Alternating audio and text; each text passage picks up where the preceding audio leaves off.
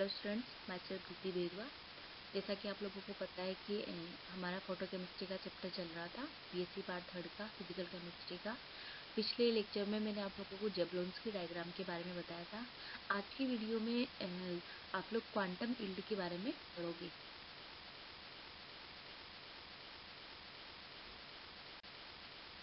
Quantum yield, जिसे हम quantum दक्षता भी कहते हैं, क्वांटम एफिशिएंसी भी कहते हैं, वो क्या होती है, इसका फॉर्मूला क्या होता है, और इसमें से इक्वेशन हमेशा एग्जाम में आता है, डेरिवेशन पूछते हैं आप लोगों को। फोटो केमिस्ट्री के जो भी केमिकल इक्विवेलेंट जो लॉ है वो प्राइमरी फोटोकेमिकल रिएक्शंस पर ही लागू होते हैं। अब भी प्राइमरी फोटोकेमिकल रिएक्शंस क्या होती है, जिसमें कोई भी रिएक्टेंट मॉलिक्यूल जो होता है वो एक मॉलिक्यूल ऑफ फोटोन को एब्जॉर्ब करता है और एक्टिव हो जाता है, और उसके बाद रिएक्शन में पार्टिसिपेट करके प्रोडक्ट का फॉर्मेशन कर लेता है। ऐसी स्थिति में जो भी रिएक्टेंट मॉलिक्यूल होता है उसकी संख्या, मतलब कितने रिएक्टिव मॉलिक्यूल रिएक्शन में पार्ट कर रहे हैं और उसके द्वारा कितने फोटोन का एब्जॉर्प्शन हो रहा है, उसकी जो संख्या का जो अनुपात होता है 1:1 होगा। मतलब जैसे फॉर एग्जांपल एक मॉलिक्यूल एक्टिव होगा और एक फोटोन का एब्जॉर्प्शन होगा, लेकिन प्राय ऐसा होता नहीं है। जनरली जो मोस्ट ऑफ कंडीशंस होती है उसमें फोटोन अवशोषित करने से उत्तेजित हुआ जो भी मॉलिक्यूल है वो सेकेंडरी थर्मल रिएक्शंस की एक पूरी श्रेणी से गुजर जाता है। मतलब फोटोन को एब्जॉर्ब करके कोई भी जो रिएक्टेंट मॉलिक्यूल एक्टिव होता है वो सेकेंडरी टाइप की जो रिएक्शंस है उनमें भी पार्टिसिपेट करने लग जाता है, और जिसके परिणामस्वरूप क्या होते हैं, बहुत सारे प्रोडक्ट का फॉर्मेशन हो जाता है।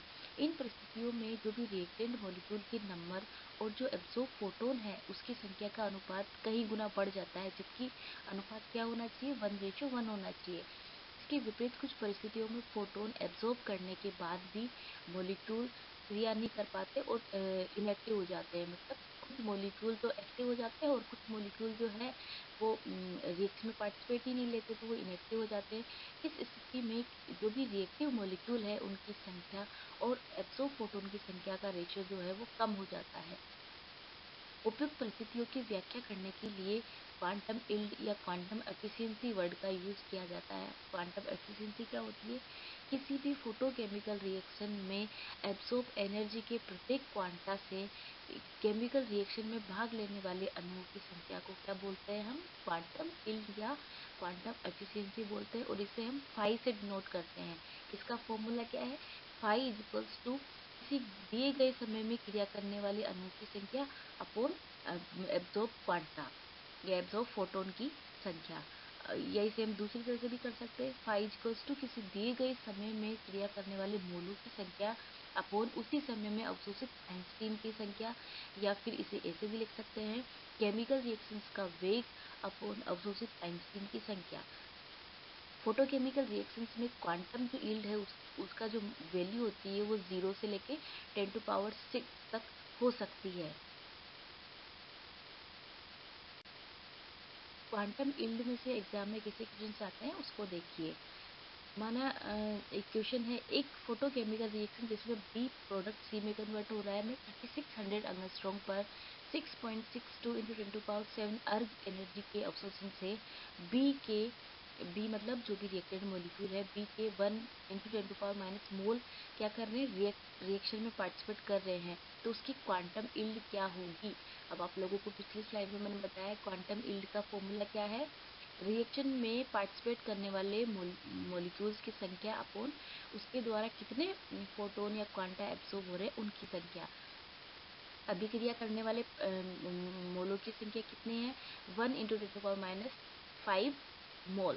अब इसे आप लोग मोल में है तो आप लोग इसको मॉलिक्यूल में चेंज करोगे, तो उसे अवोगाद्रो नंबर से मल्टीप्लाई कर दोगे तो कितना आ जाएगा, 6.02 × 10⁻18 मॉलिक्यूल आ गए इसके। अब अपने को अवशोषित क्वांटा की संख्या निकालनी है, तो अवशोषित क्वांटा की संख्या इज इक्वल्स टू कुल अवशोषित एनर्जी अपॉन एक क्वांटम की ऊर्जा। अब कुल अवशोषित ऊर्जा कितनी है, 6.62 × 10⁻7 अर्ग है, और एक क्वांटा कितना एनर्जी को एक क्वांटा की एनर्जी कितनी होती है, H nu, E is equals to H nu होती है। तो यहाँ पर वैल्यू क्या आ जाएगी, 6.6 × 10⁻7 अर्ग एच सी अपॉन लेमडा। अब यहाँ पर अपने को सेंटीमीटर इनवर्स में वैल्यू चाहिए, तो उसे एच सी से जो एच की वैल्यू है, सॉरी न्यू की वैल्यू जो न्यू है उसकी जगह हम क्या रखेंगे, सी बाई लेमडा रख देंगे और लेमडा ऊपर चला जाएगा। तो यहाँ पर अवशोषित क्वांटा की संख्या क्या आ गई, 1.2 इंटू 10⁻19। यहाँ पर एच की जगह प्लांक कांस्टेंट है, सी क्या है, वेलोसिटी ऑफ लाइट है, और लेमडा लेमडा की यहाँ पर अपने को वैल्यू दे रखी है 3600 एंगस्ट्रॉम। 3600 एंगस्ट्रॉम को आप सेंटीमीटर में चेंज कन्वर्ट कर सकते हो। स्पेक्ट्रोस्कोपी में मैंने आप लोगों को यूनिट कन्वर्जन बताया था। तो आपकी क्वांटम इल्ड क्या आ जाएगी, क्वांटम इल्ड में क्रिया करने वाले अणुओं की संख्या कितनी मिली थी हमें, 6.02 इंटू 10⁻18। और अवशोषित क्वांटा की संख्या कितनी है, 1.2 इंटू 10⁻19। तो आप लोगों की क्वांटम इल्ड कितनी आ गई, 5 इक्वल्स टू 0.50, जो कि आप लोगों की 0 से लेके 10⁻6 तक हो सकती है। तो इस टाइप के क्वेश्चन आपके एग्जाम में पूछे जाते हैं।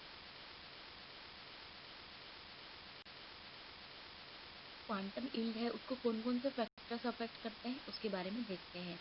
जो अभिक्रियाएं आइंस्टीन के फोटोकेमिकल इक्विवेलेंट के रूल्स को फॉलो करती है, उन अभिक्रियाओं के अपवादों को छोड़कर फोटोकेमिकल रिएक्शंस की जो क्वांटम इल्ड है वो डिफरेंट जो यहाँ पर फैक्टर्स दिए गए हैं उन पर डिपेंड करती है। फर्स्ट फैक्टर है टेम्परेचर। टेम्परेचर के साथ क्वांटम इल्ड के परिवर्तन को हम ये जो फॉर्मूला दिया गया है उसके थ्रू समझते हैं। D log phi upon D two equals to Q upon R T square. यहाँ पर क्यू क्या है, पदार्थ के 1 मोल निर्माण में कितनी एनर्जी रिलीज हो रही है वो है। वहां ने बताया था कि अमोनिया का प्रकाश सॉरी फोटोकेमिकल जब लाइसिस करते हैं प्रत्येक 100 डिग्री टेम्परेचर वृद्धि से 15% बढ़ जाता है। मतलब जब इसका टेम्परेचर बढ़ाएंगे तो इसका जो इसका डिकम्पोजिशन है अमोनिया का वो क्या होगा, बढ़ जाएगा। और 500 डिग्री सेंटीग्रेड करने तक क्या होगा, 7 गुना बढ़ जाएगा। तो इसका मतलब क्या हुआ, टेम्परेचर बढ़ाने पर इसका विघटन बढ़ गया। तो यहाँ पर एक टेबल दी गई है, उसमें आप लोग देखिए। फर्स्ट रिएक्शन है, फोटोकेमिकल रिएक्शन है H2 प्लस Br2 2HBr। इसका जो टेम्परेचर कोफिशिएंट है वो कितना है, 1 से 1.02 तक है। और जो इसकी एनर्जी है, एनर्जी में डिफरेंस है वो कितना है, 40.7 है। तो इसका मतलब क्या हुआ, कुछ फोटोकेमिकल रिएक्शंस के टेम्परेचर कोफिशिएंट और जो उनकी एक्टिवेशन एनर्जी है वो जैसे जैसे टेम्परेचर बढ़ाएंगे वो क्या होगी, बढ़ेगी। सेकेंड जो फैक्टर है वो है वेवलेंथ। वेवलेंथ भी हम ये जो फॉर्मूला दिया गया है E directly proportional to nu directly indirectly proportional to 1 upon lambda. तो इसके इस फॉर्मूले के बिहाफ पे हम समझते हैं कि वेवलेंथ क्वांटम इल्ड को कैसे अफेक्ट करता है। जब हम N2O5 का डिकम्पोजिशन करवाते हैं तो उनकी जो क्वांटम यील्ड होती है वो वेवलेंथ के में चेंज करने के साथ चेंज होती है। लेमडा क्या है, 310 पे क्वांटम यील्ड क्या क्या आएगी, 2.97। लेकिन जैसे जैसे हम राइट टू लेफ्ट जाएंगे तो वेवलेंथ बढ़ रही है, वेवलेंथ बढ़ रही है तो क्वांटम यील्ड क्या हो रही है, कम हो रही है। इसका मतलब क्या हुआ, जो क्वांटम यील्ड होती है वो वेवलेंथ के इनडायरेक्टली प्रोपोर्शनल होती है। बोर्नहोफर एंड हॉटेक ने बताया कि हाई वेवलेंथ पर क्वांटम यील्ड के कम होने का संभावित कारण यह है कि ऊर्जा के इस क्षेत्र में प्राइमरी जो वियोजन है, डिसोसिएशन है, प्रोसेस की जो दक्षता होती है या कैपेसिटी जो होती है वो कम हो जाती है। थर्ड फैक्टर है लाइट इंटेंसिटी, प्रकाश की तीव्रता।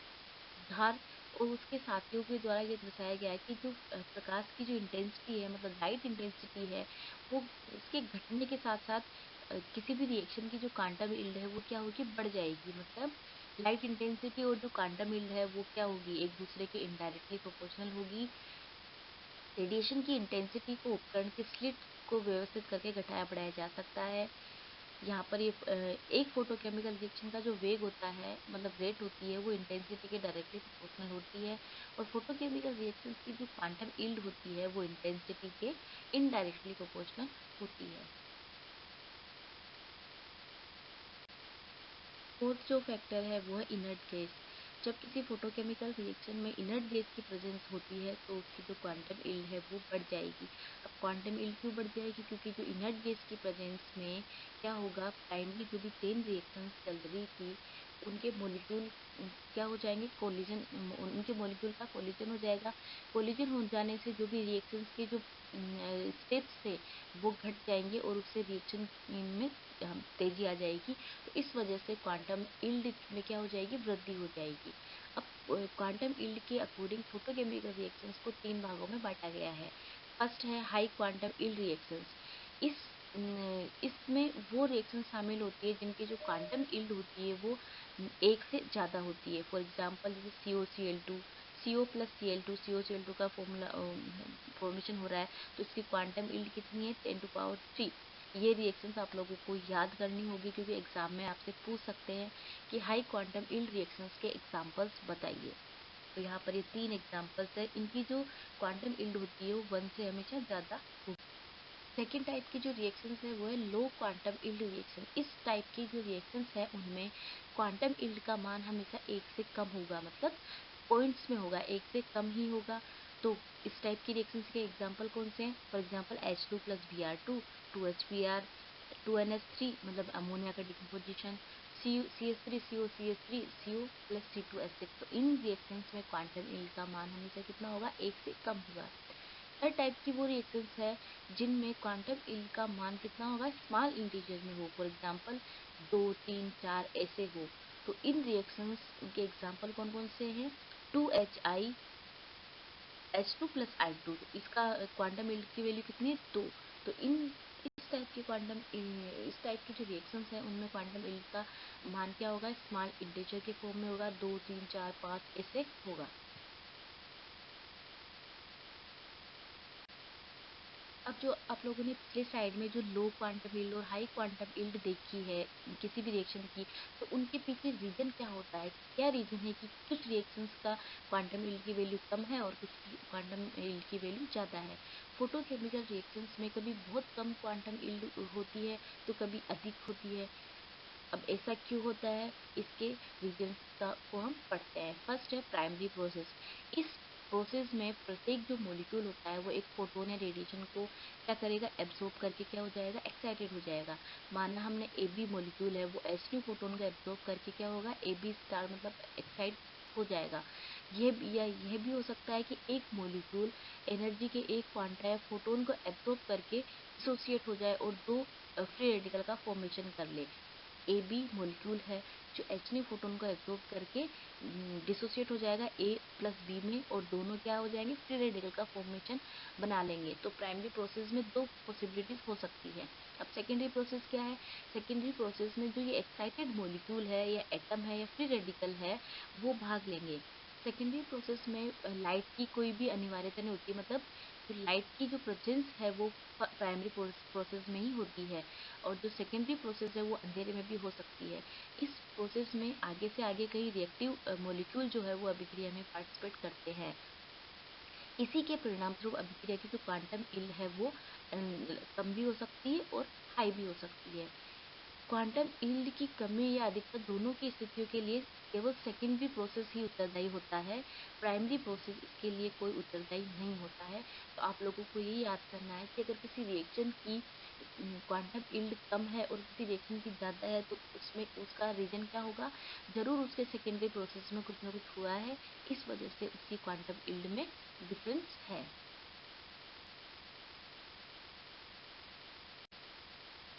हाई क्वांटम यील्ड का क्या रीजन है, प्राइमरी प्रोसेस में क्या होगा, एक्टिव मॉलिक्यूल का फॉर्मेशन हो जाएगा, एक्साइटेड मॉलिक्यूल का। तो वो जो एक्साइटेड मॉलिक्यूल है या एटम है या फ्री रेडिकल है वो सेकेंडरी प्रोसेस में भाग लेते हैं, और सेकेंडरी प्रोसेस में बना हुआ मॉलिक्यूल भी उत्तेजित हो तो ये प्रोसेस तब तक चलता रहता है जब तक कि अभिक्रिया को बंद नहीं किया जाए या रोका नहीं जाए। इस कारण एनर्जी के केवल एक क्वांटा के एब्जॉर्प्शन से रिएक्टिव मॉलिक्यूल के कई मॉलिक्यूल अभिक्रिया में भाग लेते लेते हैं, और क्वांटम यील्ड का जो वैल्यू होती है वो एक से कई गुना अधिक अधिक हो जाती है। कुछ रिएक्शंस में एक चेन स्थापित हो जाती है, मतलब आप लोगों को पता ही होगा कि फोटोकेमिकल जो रिएक्शंस होती है वो चेन रिएक्शंस होती है मोस्टली। तो उनमें क्वांटम यील्ड की जो वैल्यू है वो 10⁵ तक पहुंच जाती है। इसी रिएक्शंस को हम चेन रिएक्शंस भी कहते हैं। चेन रिएक्शन का सबसे जो एग्जांपल है वो है H2 प्लस Cl2। तो उसका क्या प्रोडक्ट बनाएंगे, वो 2HCl। तो ये जो रिएक्शन होती है वो चेन रिएक्शन होती है। इसमें क्या होगा, सबसे पहले Cl2 जो मॉलिक्यूल है वो H2 प्रोटॉन को एब्जॉर्ब करेगा और फ्री रेडिकल का फॉर्मेशन कर लेगा। Cl रेडिकल जो है वो H2 से रिएक्शन करेगा, HCl और हाइड्रोजन रेडिकल का फॉर्मेशन कर लेगा। अब जो हाइड्रोजन रेडिकल है वो Cl2 मॉलिक्यूल से रिएक्शन कर लेगा और HCl का फॉर्मेशन करके क्लोरीन रेडिकल बना लेगा। अब ये जो इसका इस रिएक्शन का फर्स्ट स्टेप क्या है, Cl रेडिकल का फॉर्मेशन होना, और बीच वाले जो जो स्टेप्स है वो इस रिएक्शन को कंटिन्यू करते रहते हैं। और अब इस रिएक्शन का इस रिएक्शन का लास्ट स्टेप क्या है, जहाँ पर चेन रिएक्शन रुक जाए, H रेडिकल और Cl रेडिकल की रिएक्शन करवाएंगे तो HCl का फॉर्मेशन हो जाएगा। तो ये जो रिएक्शन है वो चेन रिएक्शन है और इसमें क्वांटम यील्ड की जो वैल्यू है वो 10 टू पावर 5 तक पहुंच जाती है। Reason of low quantum yield, अब हमने हाई क्वांटम यील्ड का तो देख लिया रीजन क्या है। लो क्वांटम यील्ड का क्या है, फर्स्ट रीजन है यदि कोई प्राइमरी प्रोसेस में बना हुआ एक्साइटेड मॉलिक्यूल कोलिजन के कारण इनएक्टिव हो जाता है अथवा फ्लोरोसेंस देता है, तो किसी फ्लोरोसेंस मतलब किसी इनएक्टिव मॉलिक्यूल के कांटेक्ट में आकर इनएक्टिव हो जाता है, तो उसकी वो अभिक्रिया में भाग ही नहीं लेगा, तो उससे क्या होगा, उसकी क्वांटम यील्ड कम हो जाएगी। सेकंड रीजन है फोटोकेमिकल रिएक्शन में बने हुए एक्साइटेड मॉलिक्यूल उन्हें रिएक्टेंट के साथ कांटेक्ट करके कर लेता है, जिससे भी क्वांटम यील्ड कम हो जाएगी। थर्ड रीजन है एक्साइटेड मॉलिक्यूल की जो लाइफ पीरियड है, मतलब लाइफ टाइम है, वो बहुत ही कम होता है, 10⁻⁷ से लेकर 10⁻8 सेकंड तक होता है। यदि इस दौरान वो जो रिएक्टिव मॉलिक्यूल है वो किसी मॉलिक्यूल के साथ अभिक्रिया नहीं कर पाता, तो वह अपनी एनर्जी को क्या करेगा, एमिट करके फ्लोरेसेंस दर्शा देगा और अभिक्रिया की जो क्वांटम यील्ड है वो क्या हो जाएगी, कम हो जाएगी। फोर्थ पॉइंट है H2 प्लस Br2 अभिक्रिया की स्थिति में इसका जो सेकेंडरी जो स्टेप है Br प्लस H2, Br मतलब यहाँ पे Br रेडिकल है, एंडोथर्मिक होता है और सामान्य टेम्परेचर पर संपन्न नहीं हो पाता। समय बीत जाने पर उसका विपरीत पथ संपन्न हो जाता है, जिससे HBr के निर्माण का वेग कम हो जाएगा और हाई टेम्परेचर पर उपयुक्त पथ पर संपन्न होता है। मतलब जो H2 प्लस Br2 की जो रिएक्शन है उसका सेकेंडरी जो पद है वहाँ पे टेम्परेचर बढ़ाना बहुत आवश्यक है। अगर टेम्परेचर नहीं बढ़ाएंगे तो रिएक्शन की जो रेट है वो कम हो जाएगी और क्वांटम यील्ड की वैल्यू कम हो जाएगी।